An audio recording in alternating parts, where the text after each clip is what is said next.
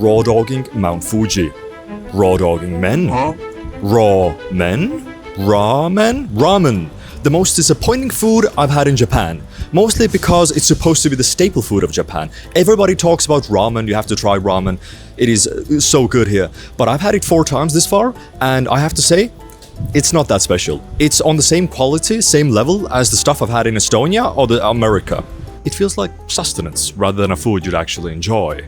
But maybe I've just had mid-tier ramen this far. You know, it could be my fault, like maybe just by chance. I've only been to like okay places. Well, that's about to change today, because I'm going to a Michelin star ramen restaurant.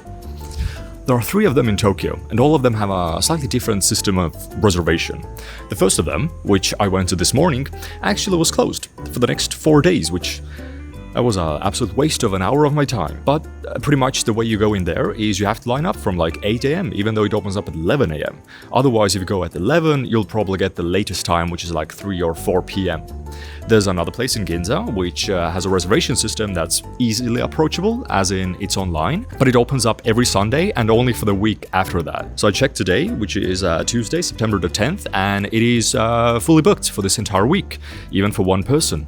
And third place, which I'm actually going to, is also a QR-based system.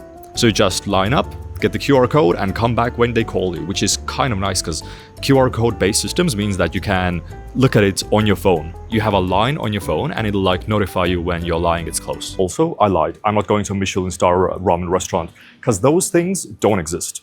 There were 3 ramen shops that had Michelin stars, but since the start of this year, all of them lost their stars. I don't know the reason, and one place that mentioned about it didn't really state the reasoning at all. So this is an ex-Michelin star restaurant, which should still have like good stuff in there. I thought this was the line, but it was actually a line to the place next to it. So this is the actual place. And I got my ticket an hour before opening and was 5th in the line, which isn't too bad. But it is pretty intense with the rules, as it knows the tourists are coming here, so there's a ton of stuff in English. Mostly saying not to use your phones while eating or refraining from talking to each other while eating, as it's a small place and the lines are huge, so they'd like people to go in, eat quickly, and then get out as fast as possible.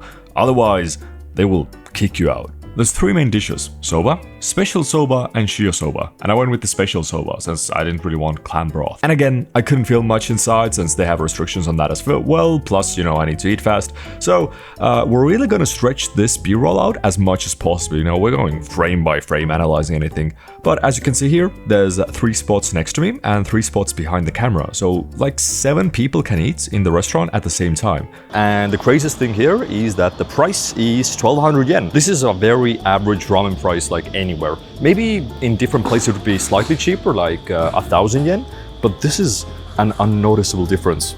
Alright, so I just finished eating the ex-Michelin star restaurant ramen, and my thoughts on it are complicated. Like, well, yes, it was better than the average ramen I've gotten. I don't think I like the culture behind ramen itself. Like, the moment you sit down and you get the ramen in front of you, you have to speed run that shit. You have to eat it as fast as possible.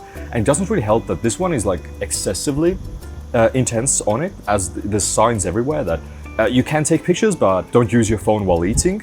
Don't take videos. Don't like, they can kick you out if you're taking it too long. Don't talk to each other. So this just kind of strengthens the idea of the fact that ramen is mostly just sustenance rather than something to be enjoyed. And even though it's better, I would say it's like, when you compare an average ramen that's like a 6 out of 10, this would be 7 out of 10, 7.5. It's not like magical. You're not like blown away. That you're not getting your food wars section over here where you're orgasming from the food quality.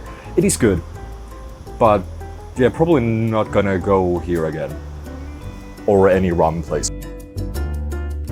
Okay, so my initial idea behind this video was, let's compare expensive ramen to cheap ramen.